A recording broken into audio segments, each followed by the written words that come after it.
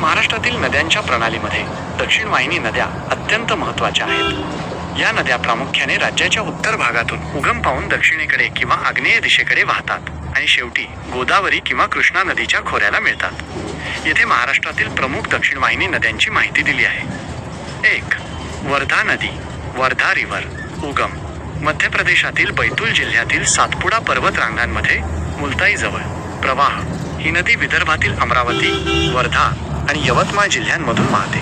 वैशिष्ट्य ही विदर्भातील सर्वात महत्त्वाची दक्षिण वाहिनी नदी आहे. 2. वैनगंगा नदी, वैनगंगा रिव्हर. उगम मध्य प्रदेशातील शिवनी जिल्ह्यात सातपुडा पर्वतावर मैकल रांगा.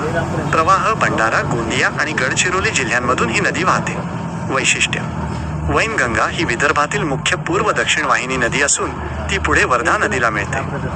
3. प्राणहिता नदी, प्रणिता रिव्हर. संगम जेव्हा वर्धा आणि वैनगंगा या दोन नद्यांचा एकत्र संगम होतो तेव्हा त्या संयुक्त प्रवाहाला प्राणहिता असे म्हणतात. शेवट ही नदी पुढे जाऊन गडचिरोली जिल्ह्यात सिरोंचा जवळ गोदावरी नदीला मिळते. 4. इतर लहान दक्षिण वाहिनी नद्या. विदर्भ आणि खानदेशच्या काही भागात इतरही काही लहान नद्या दक्षिण दिशेला वाहतात. पेच नदी ही वैनगंगेची उपनदी असून ती नागपूर जिल्ह्यातून वाहते. कन्हान नदी ही देखील शिवनी MP मधून उगम पावून दक्षिणेकडे वाहत येते आणि वैनगंगेला मिळते. अंधारी नदी चंद्रपूर जिल्ह्यातील महत्त्वाची नदी. महत्त्वाचे मुद्दे एका दृष्टिक्षेपात.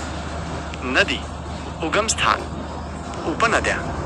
विशेष वर्धा सातपुडा MP, इरई वेना पांढरा विदर्भातील लांब दक्षिण वाहिनी नदी. वैनगंगा मैकलरांगा MP, कन्हान बावनथडी चूलबंद विदर्भाची महत्त्वाची जलवाहिनी. प्राणहिता वर्धा वैनगंगा संगम, गोदावरीची मोठी उपनदी. दीप महाराष्ट्रातील बहुतेक नद्या पश्चिम वाहिनी उदा तापी नर्मदा किंवा पूर्व वाहिनी उदा गोदावरी कृष्णा आहेत. दक्षिण वाहिनी नद्या प्रामुख्याने विदर्भाच्या प्राकृतिक रचनेमुळे त्या दिशेला वाहतात.